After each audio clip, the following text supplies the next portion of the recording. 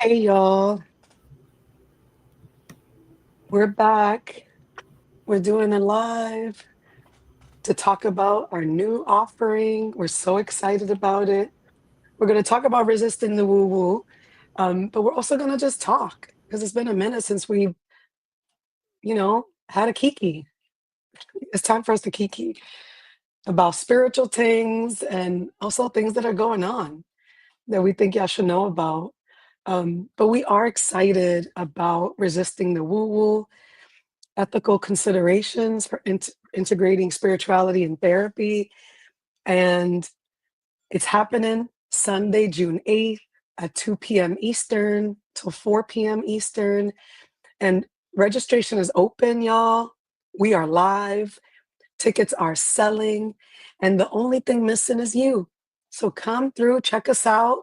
You can go on our website, reclaimingsoulworkpod.com, and you go to the store. If you click on the store, you'll find the workshop right there for you.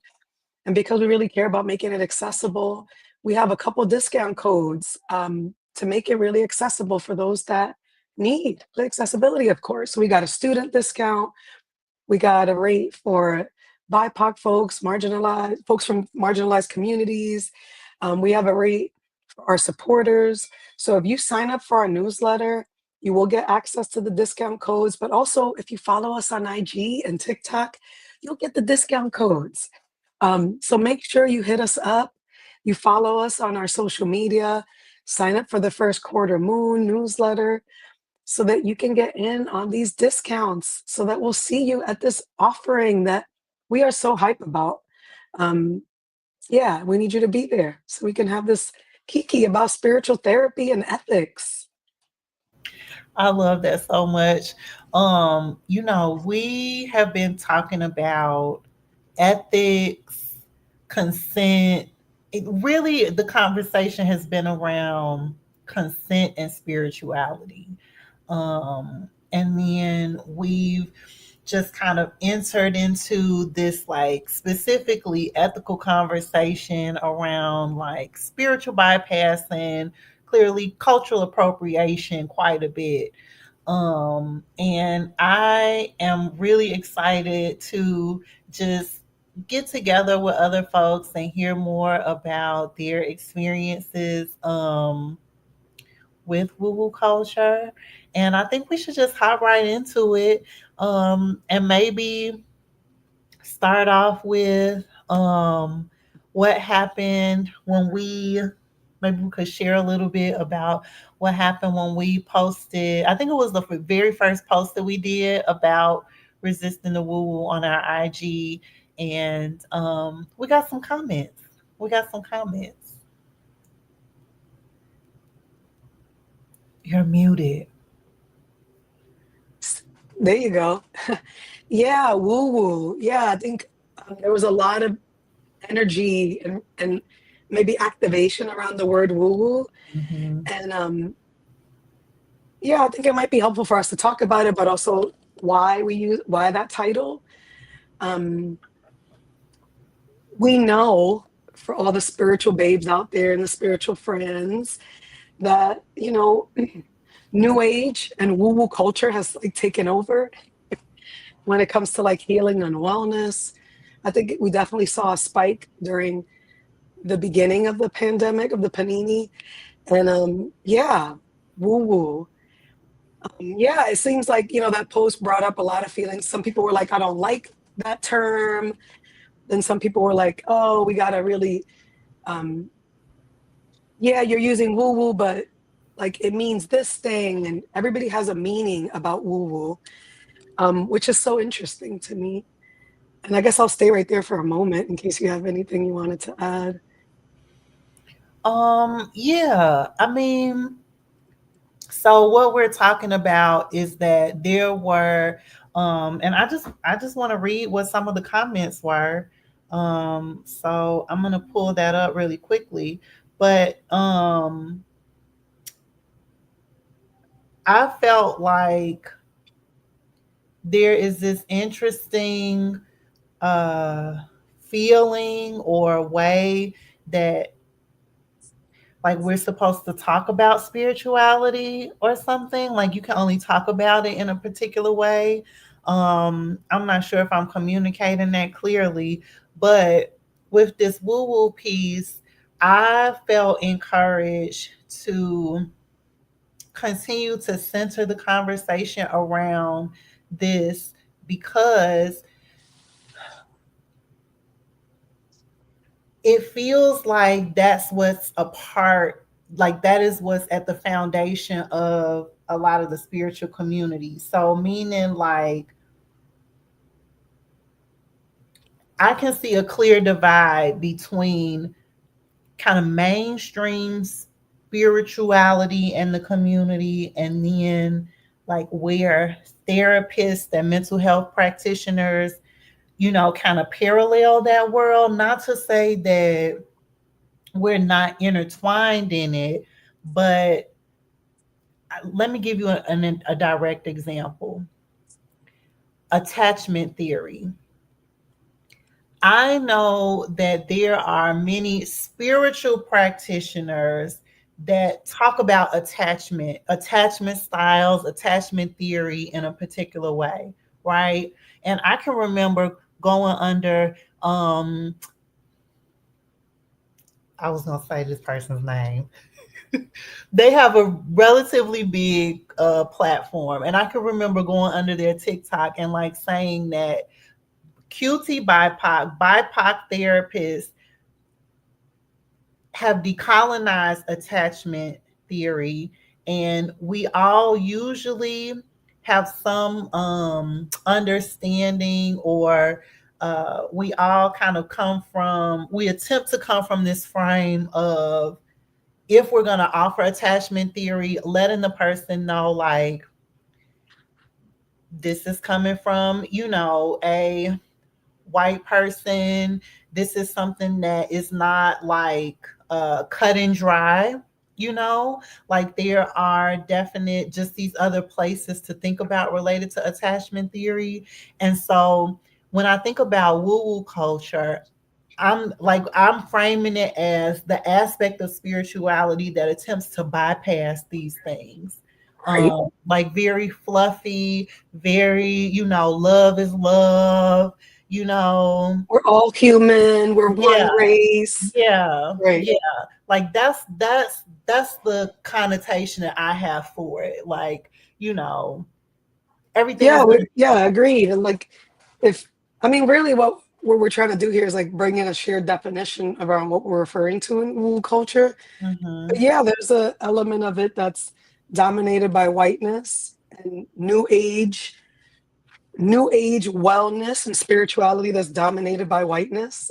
And um, this idea of woo woo that is not critical, that is not decolonial, that looks at spirituality as this really rigid way that Yeah, is also tied to spiritual bypassing. You know, that this idea that spirituality is all positive and love and light, and um, there are no hard, difficult feelings. If you have feelings that are deemed negative, then you're not really spiritual, right? That mm-hmm. referring to woo woo culture that is really dominated by like US, new age, white kind of this spirituality that has become like this $1 million, maybe $1 billion industry now. And that we know in the last couple of years have led to certain pipelines, Yeah, you know, that has certain pipelines, conservative pipelines, dehumanizing kind of, you know, like this is what we're referring to. And the truth of it is, friends, as us who are spiritual aware, spiritually inclined, we have to be very careful. And there is an invitation here, which is why we're doing this workshop, to really root ourselves in our values and ethics, um, and not be complicit in the idea that we like shop for spirituality and spiritual practices. I know I'm going ahead. I'm gonna stop myself here, but this idea, this notion of woo-woo culture, I saw it in tarot. You know, I've been reading tarot for a really long time, and before it was like popular now, where there's nothing but all these decks, and everybody now, it's like it feels really normalized, quote unquote, that everybody is related to tarot in some way, and that you can find tarot decks anywhere you go now. Um, but I think, truthfully, it's a product of woo woo culture in a way, because there's also this element of it that this idea of like tarot and like not acknowledging Romani people is the reason we know tarot. Like, there's people don't know that. People are like, wait, what? I'm like, yeah, like the reason we know tarot is because of this group of people who've experienced persecution and violence still. And this was the lifeline that they had, like their practice with tarot. Now, of course, I'm not saying that we shouldn't practice tarot, because the way that the Romani practice tarot are uniquely specific to their heritage and their ethnic group, and like their practices is it is closed. But I think there's this way that in US and mainstream culture that we're like just buying, we're consuming spirituality and not being aware of the implications of that. Um, we buy crystals, but then we don't realize, hey, are these crystals being ethically sourced? You know, for a long time, people were really buying sage and not realizing that there's actually, we have to be very careful. We shouldn't be buying sage. And this is something that belongs to Native Americans and First Nation folks and Indigenous folks. Like, yes, we know that, but there's still things that we don't know. And I think as spiritual therapists, specifically spiritual therapists, we have to be in relationship to that. We have to be in relationship to the fact that woo woo culture is right there with us. We have to be critical, and we have to keep like building that awareness of like, okay, am I going to this spiritual training on the weekend? Who am I learning from? What does this mean as a white person, or as a non-indigenous person, or as a, you know, is that okay for me to do, right? Or like just being in relationship to that, which was true for me when I learned. I was always drawn to like energy work, and I wanted to practice Reiki for I think since like 99. I was like, oh, but I just didn't think, I didn't feel like it was mine, my tradition. And then when I finally um, decided to lean into it, it didn't feel right. You know, I was just like, I'm really honoring this practice. And I'm also acknowledging like, this is not for me to practice. And I'm glad that I'm finally leaning into the wisdom of my ancestors and learning that like energy work is a part of my tradition, but like Reiki isn't. And that feels true to me. No judgment to other people who feel really drawn to the medicine. And yeah, I know the history of Reiki in the US. The people who brought Reiki here, the founders, with the intention to spread Reiki here in the US. But just for me, it didn't feel right. It felt like just not right for me in my ethics around my decolonial healing practices, which is like a daily practice. You don't like decolonize your healing one time and then you stop, because we live in woo woo culture. That's not possible. Woo woo culture is in everything, it's embedded in everything. So we have to be in a daily practice of decolonial healing. I'm going to pause right there. Yeah. So much goodness, so much goodness. We got a comment on Instagram that from Alchemy Therapy that just said, wow, I didn't know that history of tarot. And I mentioned back, yeah, there's some interesting history that gets bypassed with tools. And I think that what you're talking about is spot on, just related to the commodification of wellness, and mainstream wellness and what that means, capitalism, right? How therapy colludes with these systems as well, the wellness industrial complex and things like that, So I greatly appreciate the offering to think about the history of the tools, the practices, the ceremonies, the trainings, the teachings, you know, um, that folks are going to and engaging with. I think that that is an important place, not only like for your own research, but then also folks that are facilitating these spaces to give a historical context, to these things. And I feel like that's a place of accountability too. um yeah. Yeah, and it's ethical. I was saying like it's part of like I didn't know either about the tarot history. When I was learning about tarot, people were like, "Oh, it originated in Italy," and I was like, "Well, it doesn't feel true, but okay." And still learning, right? Still learning. I'm deeply connected to the practice of tarot. It is my relation. It's not a closed practice. My ancestors divine with tarot, but I also acknowledge the history of how just it's like about us learning and holding Mhm, ourselves accountable, and also mhm, having respect and reverence for like the reason like we know tarot now comes mhm, from these people who we need to like respect and acknowledge who are still being persecuted, and like what does it mean for us, right? That so I mean, again, to your point, I think for us when we're thinking about this workshop, resisting woo woo culture, because the title is a dope title, and props to Sequoia because it just came to her in like our work these last couple years. But yeah, like this idea of us being in a relationship to resist the mhm, sort of tendency of spirituality that is very much about appropriation, very much about spiritual bypassing. mhm. And Yeah. we inherit that as spiritualists. Mhm, We can't act like we're not complicit in it. We all have like an inner spiritual bypasser, and I'm owning that, because we're in the culture, we're here.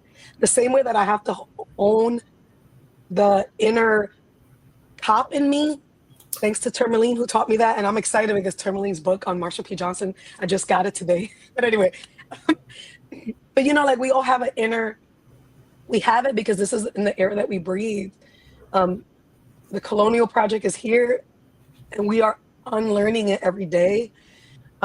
And we have to be in a relationship to resist it. And so when it comes to our spiritual work, our spiritual practices, even listen, as therapists, like it's a daily practice of really self accountability and self compassion. Because y'all, this is not about shaming and being like, oh my gosh, like this is us holding ourselves in our humanity because we've all been there. There are spiritual practices that we're drawn to, and give yourself like grace. mhm. And there's more we need to learn too, and be Yeah. in relationship to that. Thank you so much for that. I pulled up the comments that we were mentioning a little bit ago and just wanted to kind of close that feedback loop. But some of the comments were like, yes, I also hate that term woo woo. Someone said, I was taught that the term woo woo was originally used by colonizers to make fun of and devalue ancient Chinese shamanic practice, not to devalue New Age spiritualism. Wu, W-U, is a very common last name in that culture, and Wu also refers to spiritual enlightenment. Just dropping this here because I also do not like the use of the term, even when it is used to point out white supremacy. So Biani and I sat with both of those comments, and as I mentioned before, I felt like it was an invitation not only for the folks who share with us how they feel about the term woo woo, but also for others to have a space to process these things, right? Like, okay, you don't like the term woo woo. Thank you for sharing that. So let's sit with and unpack, why don't you like it? What about woo woo is bothersome for you, right? Like there's some resistance there. So let's talk about that, because yeah, we have some feelings about woo woo too. Um I did not know this history that this commenter dropped, into the chat, so I'm thankful, for that additional information and that context. And I feel like that there is still space to continue to talk about and process what we see unfolding, continuing to unfold related to the spiritual community, spiritual spaces, even therapists and counseling programs, right? Like there is this underpinning, if you will, or foundation of woo woo culture. And again, we're talking about like capitalism, the wellness industrial complex, bypassing cultural appropriation that is like very steeped in the spiritual community and how practices are facilitated. Yeah, and I appreciate you grounding us in like how there's still more to learn, right? Our We know that the history of the term woo woo was used in the late 70s and 80s to like discount spirituality and like consider that false, right? In relationship to quote unquote science. But we are referring to this moment of woo woo culture and new age wellness industrial complex spirituality, like that version. So I appreciate the comments and also, you know, we're learning too. We're learning too. And this is a daily process. And yeah, I think we feel it's important to be in relationship to like this moment and what it means to be a spiritual therapist and what it is that we're navigating. Um, and also this other piece that I kind of want to move into, we've been talking about it too, is like woo-woo culture and spiritual bypassing and that relationship. Um, we are, again, y'all, shout out to those who are like popping in, but we're going to say it again. We are offering a workshop. Reclaiming Soul Work Podcast is offering our first workshop, like happening June 8th, y'all, in a couple weeks. Um, and resisting the woo woo, ethical considerations in integrating spirituality and therapy. And I think something that's getting lost too is that it's not what we mean by resisting the woo woo culture is about all the things that come with what it means to be integrating spirituality and therapy. And we believe that the spiritual belongs in therapy. We've been saying this for years. Please make sure to check out our podcast. If you're new to us, hello, welcome. And if you've been around, thank you, friends. You make sure to subscribe to the channel. Don't forget. And if you like this, like it now. And make sure you hit that notification so that people know where to find us. But anyway, that's my plug. But we're offering this workshop because we feel like it's really important to integrate spirituality because the spiritual belongs in therapy.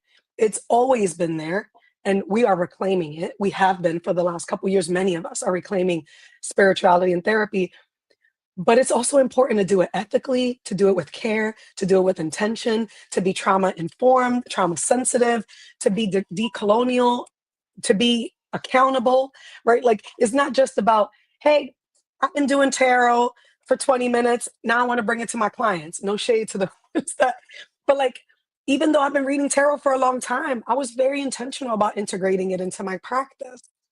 It took a lot of work, my own self study, supervision, talking to Sequoia and other spiritual therapist friends, consent with my client, building a relationship with my clients where tarot can be brought in and it's brought in ethically and it's predictable and it's not about me reading for them, right? But it's about us being engaging with this text, right?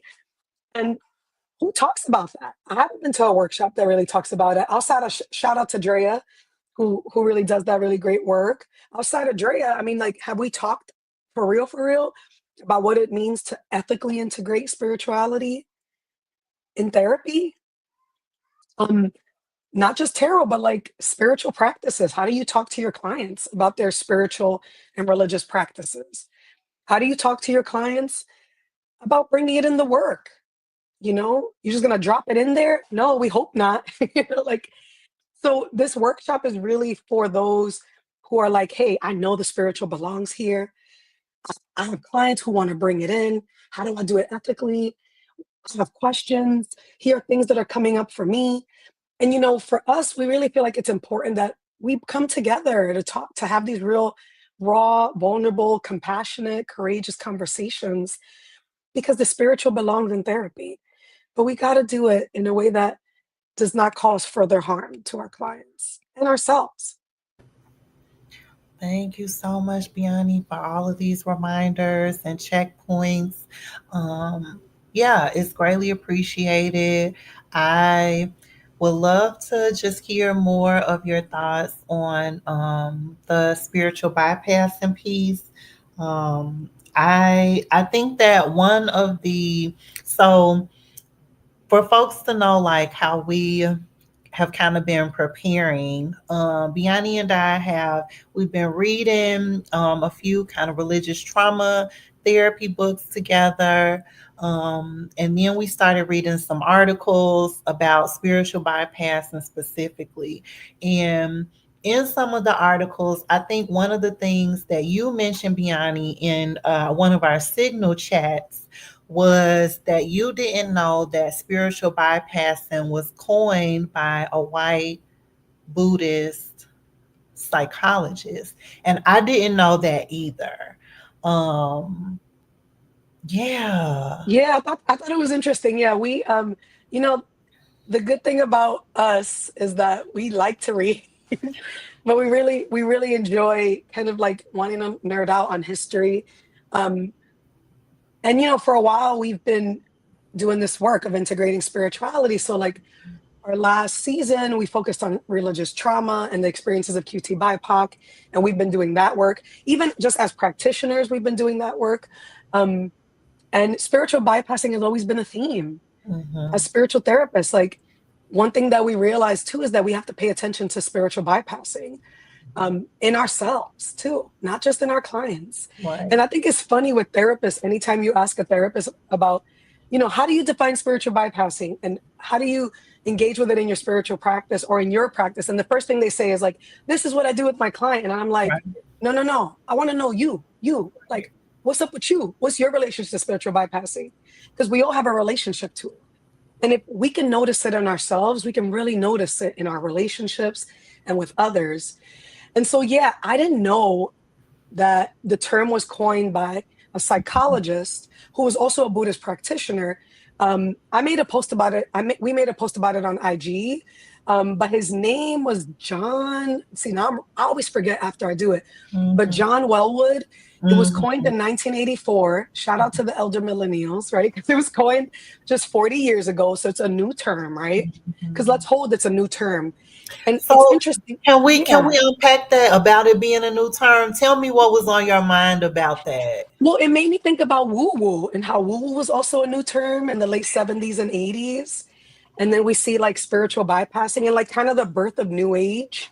Spirituality was happening in the Right. 70s. Now Yeah. think about the 70s too. Like we see psychedelic medicine kind of come to the forefront. Like there's a Yeah. lot. I think it's really interesting. And now I'm nerding out. I'm like, okay, now I'm gonna look this up. But I think it's interesting that it's a new term. Spiritual Mm. bypassing. 40 years is not a long time. I know maybe the Nice. young folks are like, oh my God, it is. It's not. It's actually not a long time. It's just Yeah. 40 years. And Mhm. just like New Age spirituality in a lot of ways is young too, um, which we don't talk about. We just assume that it's like this thing that's always been here, but it's pretty Mhm. young as well. Um, and I think it's important too that he was Buddhist, but I've been trying to find more things about John Wellwood. But in Buddhism, there is a lot of like, at least in my tradition, like we are paying attention to bypassing because a lot of what we're striving for is equanimity. And not equanimity is not bypassing. It's like really being with everything, like Mhm. being with everything, which is not easy, but Mhm. being with all that comes up and surfaces. Sometimes we confuse that we act like spiritual bypassing is that. Like many religious trauma survivors that I've worked with have one of the kind of tools that were used was like spiritual bypassing, Mhm. as a tool of harm. Mhm. Now, let's hold that spiritual bypassing has many layers to it because it can be really subtle. It can be a sleight of the hand, a sleight of like, it happens in our like everyday conversation. If Mhm. somebody's like, ooh, I'm having a hard time. Ooh, shit is rough right now. It's all right, baby. Everything happens for a reason. God don't, God don't give you more than you can handle, and those things could be really soothing, could really in the moment really feel like, ooh, right? Like, okay, I received that, elder, right? But it's also bypassing. Mhm. Definitely. It doesn't mean it's bad, right? Because I think sometimes in our culture, like in social media, we go right to like spiritual bypassing is this evil thing. It's like, it's so pervasive in our culture, in religious and faith-based spaces, but it's also in the cultures, how we speak to each other, how we relate to each other. Mhm. And it's really nuanced, I would argue. Um, but we live in this system, Mhm. so spiritual bypassing can be pretty harmful too. Mhm. Mhm. That's really interesting. You know, I feel like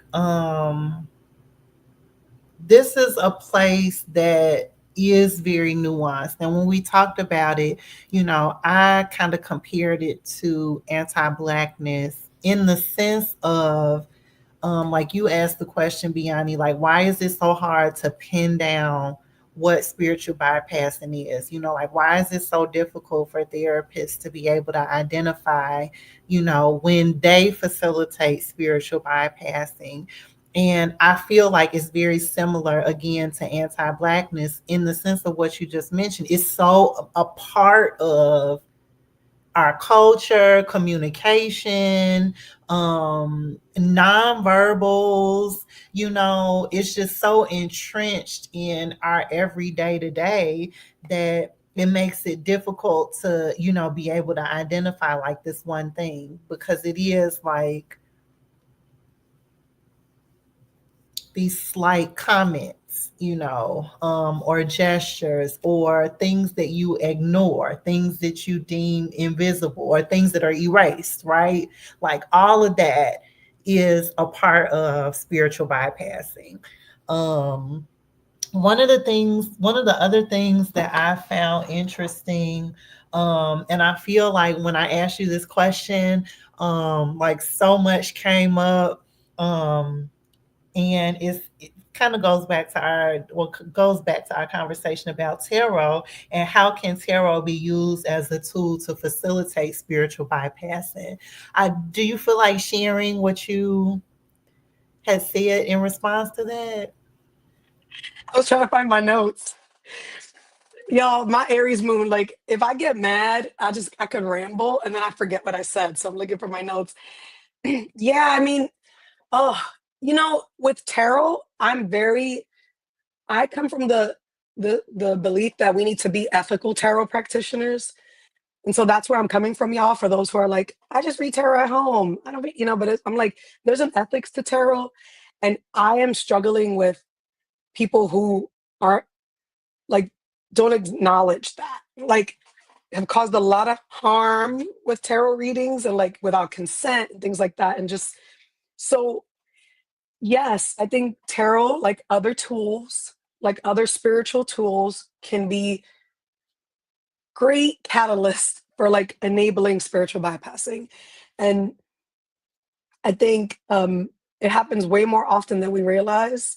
And so for me, it's like one way that we do that is like, you get a reading from somebody and um, their relationship to tarot is very like binary.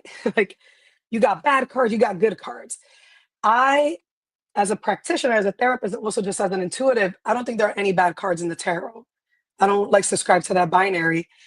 But I've gotten readings where people are just like, oh my God, this is terrible. Oh my God. And it's like, it's like the way that that person engages with spirituality is a very rigid, it's a very like, and so because of their ethics and the way that they engage spirituality, how they use the tools are going to be a direct result of that, right? It's going to be spiritual bypassing. It's going to be harmful. It's going to be hurtful to the querent, the person who's being in this reading, which is also a whole other thing about readings, because I think we need to be more collaborative. But then there's also this other piece of like how cards are interpreted that can be like a tool for spiritual bypassing. Um, I also think there is this way too that tarot gets used now that I'm really sitting with. And y'all, this is not fully fleshed out, so don't come for me in in the comments. Don't come for me. Like hold nuance around this. But I think too, there's this way that I noticed, and I've been telling Sequoia this for years. I've been reading tarot for it's 2020, like 12, 13 years now, right? Like, and I wasn't ready to read tarot for anybody until like year 6 or something. It might have been maybe year 4 or 5 that I was like, oh, I'll read for my friends with their consent. I'll read, but I think there's this element because tarot's everywhere that people are just like, I learned tarot in a workshop on a weekend and now I'm ready to read. I'm opening up readings for clients. I'm not knocking you. Get your bag, okay? Do what you need to do. Again, don't come for me. What I'm talking about though is that is an element of spiritual bypassing too, because it's like Our relationship to spiritual tools is really sacred and it takes time. And like, I'm not saying it's going to take you 10 years. It can take you 3 months, but it's like, where are the ethics, right? Like, what are your ethics and philosophies as a reader? How will you engage your reading? What happens if a client gets activated? What are your relationship to the cards? What happens if the way that you read the cards show up differently in a reading, which always does, because the cards have their own energy and your relationship to the tarot is different. But I struggle with this whole like culture of like, I got a certification. Now I'm gonna jump to being a tarot reader. And you can fill in the blanks for that with other practices too. Now, what it gets funny with spiritual therapy is like, as therapists, that happens too, right? We're getting these CEUs, and then we leave a training, and then we're like ready to do. We're level one. I'm ready to do this with a client, and I struggle with that because I'm like, am I really ready after that weekend training? Am I really ready after 6 months? I don't know. I don't think I am. Maybe you are, good for you, but because I'm ethics is one of my values, and I'm really committed to decolonial healing, it's gonna take me some time to think about how I'm gonna integrate this into my values. Which, yes, I read tarot for a really long time before I started telling people that I read. Even now, I don't. I feel like if you're drawn to me, and we meet first, and we feel like the relationship is a vibe, and we talk about our like our guidelines for readings, then I feel like I'm called to read for you. But for me, it's like I think sometimes we abandon that really quickly to be like tarot reader and energy, but like I just, and that's to me a product of new age spirituality and like woo woo culture, where everything is like a business. And I'm here to, I, I, I, I created this product, or I went to this retreat on the weekend and now I'm ready to teach it to you. That's a product of woo woo culture. And it's also spiritual bypassing. Yeah, so many. Oh my gosh, so much to continue to unpack, around all of this. I we've talked about this in me sharing about being a yoga, practitioner, and as well, same, mindset that it took me a while to integrate after my yoga teacher training. Like I did not initially start teaching classes at all. And it was after year two, that I started teaching classes, and that was still a slow roll in. Um, the other piece that I will say about spiritual bypassing and tying it into therapists, another way that I see spiritual bypassing happening, as to your point about I went to this training, and I'm level one. I feel like in the therapy landscape, many of the trainings and frameworks are trendy. So like mindfulness, for instance, there was this huge push for folks to be trained, know about mindfulness. I feel like there's been a big push around like EMDR, ketamine and psychedelic assisted support. Um, I know we could go on and on about other examples of that, and what we're talking about, I feel like with those examples are related to this woo-woo culture piece, the commodification of wellness, capitalism, how therapy colludes with all of these things, right? Because it makes us feel like as practitioners that let me take it to myself. I have felt like, why do I need to get trained in 50 million different modalities and interventions? Why can I not deepen my practice and my relationship with, I don't know, three or four modalities, frameworks, interventions, right? Like, why does it need to be um, all of these different,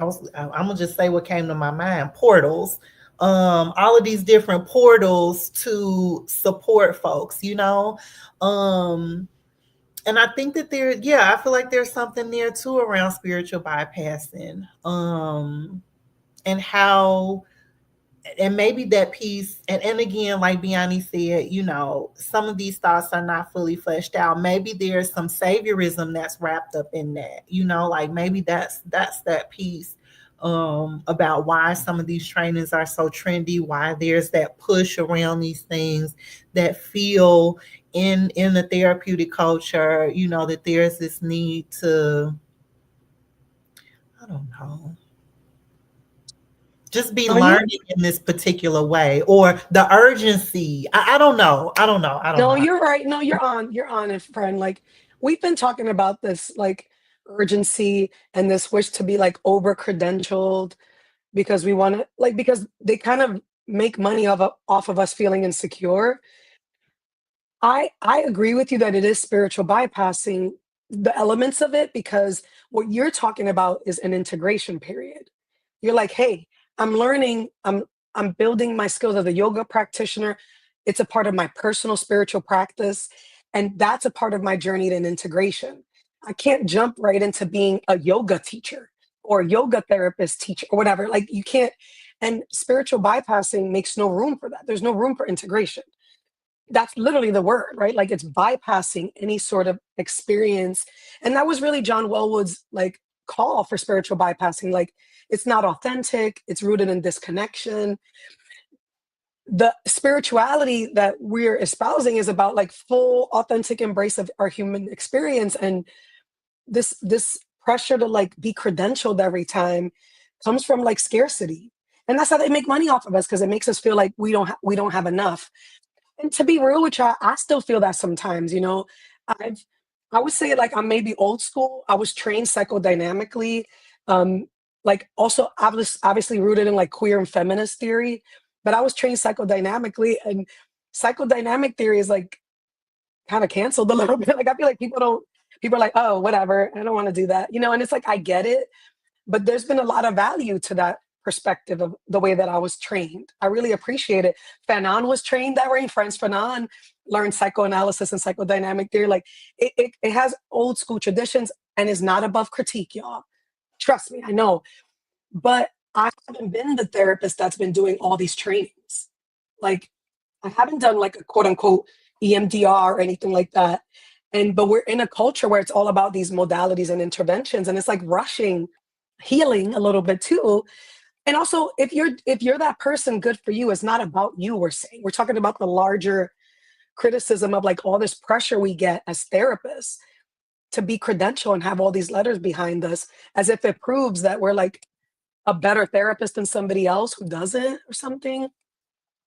But it's there's no room for integration. Everything's about getting a credential. Everything's about, oh, I'm trained level one now, and you can see me, but it is a tool to me sometimes of spiritual bypassing because it's like there's no space for taking the experience in and taking our time, which to me is decolonial practice, like slowing down, taking our time, not moving with the urgency that capitalism projects onto us and demands.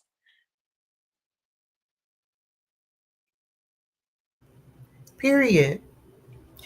We have talked for almost 45 minutes. Okay. I just want to acknowledge that It felt like we 10 have, minutes. we have been on here for like 45 minutes. We need to come back and live stream, and check in with y'all at some point. Biani, how are you feeling? Do you want to go into this last piece? I have white practitioners and cacao ceremonies Yeah, in the let's get into it. title, Yeah, you that's fine. know, and I feel like we've talked a little bit about, well, we've talked a little bit about cultural appropriation because really that's what this piece is about. But there is this, cultural appropriation and spiritual bypassing go hand in hand. The example of white practitioners and cacao ceremonies, I feel like as well go hand in hand with woo woo culture. In that, and I'm gonna just say it. I was on Black Therapist Rocks Facebook group at some point, and I remember telling Biani like they are promoting a white practitioner to facilitate this person, this white practitioner, is facilitating a ancestral spiritual workshop, and Black Therapists Rock Facebook group is promoting this workshop to other Black therapists. What is that about? Then in another Facebook group, and I've seen this here and there where white practitioners are just asking, showing interest in wanting to know more about how to attend, facilitate, with other people in their sessions with clients, cacao ceremonies. And I can't. Can't. Um, I have I have I have a strong reaction to both of them, and I think for me, um, and I found in like BIPOC therapist spaces the heavy Christian undertones. And if you follow our IG, y'all, we're like bibliophiles, deep thinkers, spiritualists. We got some dope journal prompts for you. So I just want you to, but part of our work as spiritual therapists is to also get in touch with our relationship to Christianity and our relationship to like mainstream religions in this culture in the US, especially too, because there's such heavy Christian undertones. And no, and I grew up Christian, y'all. So don't come for me because I feel like sometimes nuance gets lost. But a lot of the Christian undertones are very like anti-Black to me and very colonial because I've never seen them promote African traditional religions. I've never seen them promote people of color or BIPOC folks talking about ancestral veneration.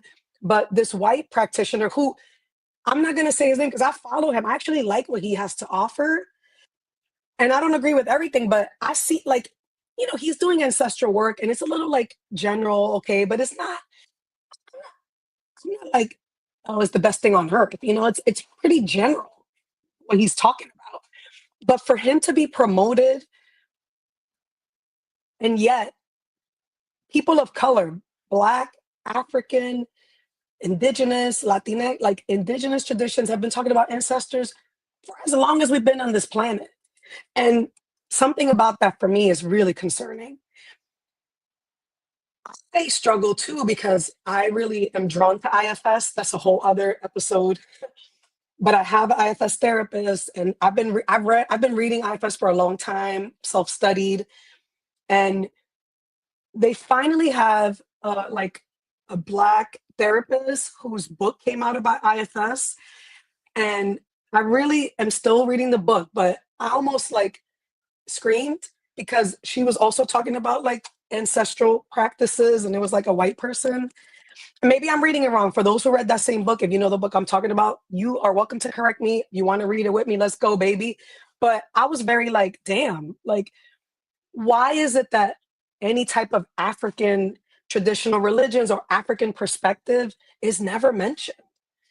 And the absence of that for us it's really telling. It has a lot of data there. And this is part of decolonial practices, right? Too, is like we pay attention to what's left out. We pay attention to what's left out. We pay attention to whose voices are centered. We pay attention to the spiritual practices that are like not that are suppressed, and yet the faith-based practices that are leveraged and put at the center.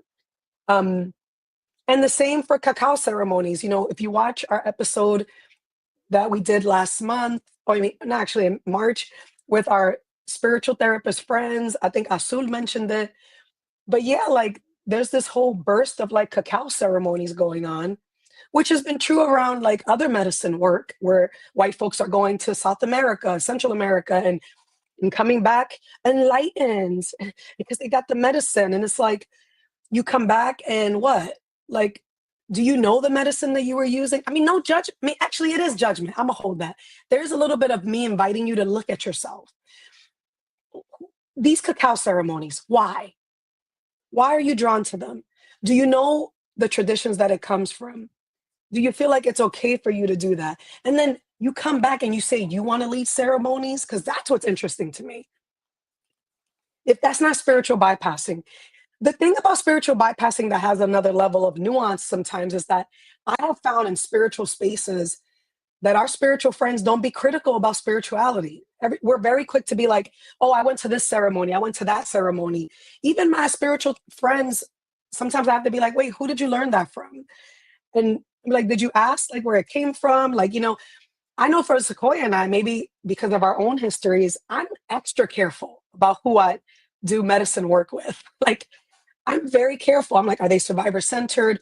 What are their views about queer and trans folks? Like, I want to know everything about you and where our values align.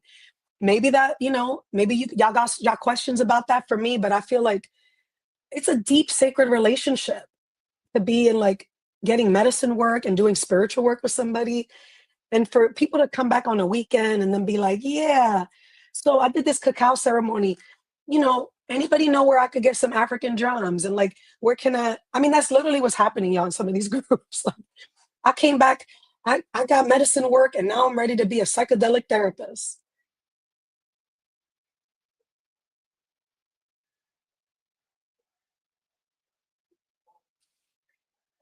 That's all I got. That's all I got. I am extremely excited to keep talking about this. Okay. Like, cause I mean, And y'all, this is no judgment. This is about inviting self-reflection, yes. critical self-reflection for Yeah. all of us. Yeah. Yeah. Yeah. We have to ask ourselves these questions. We have to get in touch with Mm-hmm. our relationship to spirituality and spiritual practices, Mm-hmm. and have our ethics. And if we say we're about decolonial healing, because I know we talk about decolonizing, and I'm glad we're talking about it. Mm-hmm. And it's a daily practice. It's not just a book you read and like a person, it's like a daily practice. Yeah. When we come back, I feel like there's so much that we could talk about. Continue to talk about some of the things that we mentioned tonight.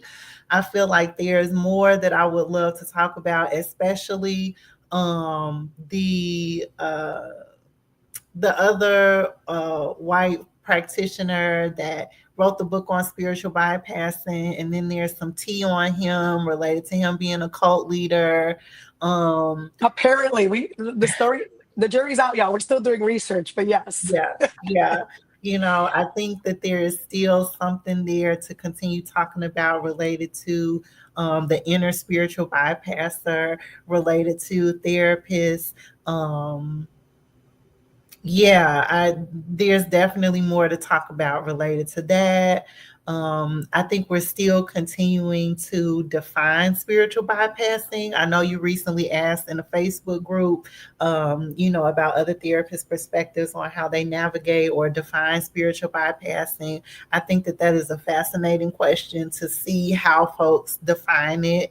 So definitely, if y'all are listening to this, if you're in the replay gang, just drop in the chat, in the comment section, some words that you would use to describe spiritual bypassing. I think I asked that too in in our Facebook stories, and I'm gonna ask y'all again. Yeah, let us know. We'd love to hear Mhm, from you because we need to come up with a collective definition around this, right? mhm, Like it is mhm, important. mhm. Yeah, for Yeah. sure. Okay. Cool. Well, it was great to be with y'all tonight, y'all. We done been on here almost an hour. Okay. Popping Yes. it up. I We was love supposed that to be on here that time 30 flies minutes. with when it's oh, sorry. Go ahead. I just love that when we're talking, it's just time flies.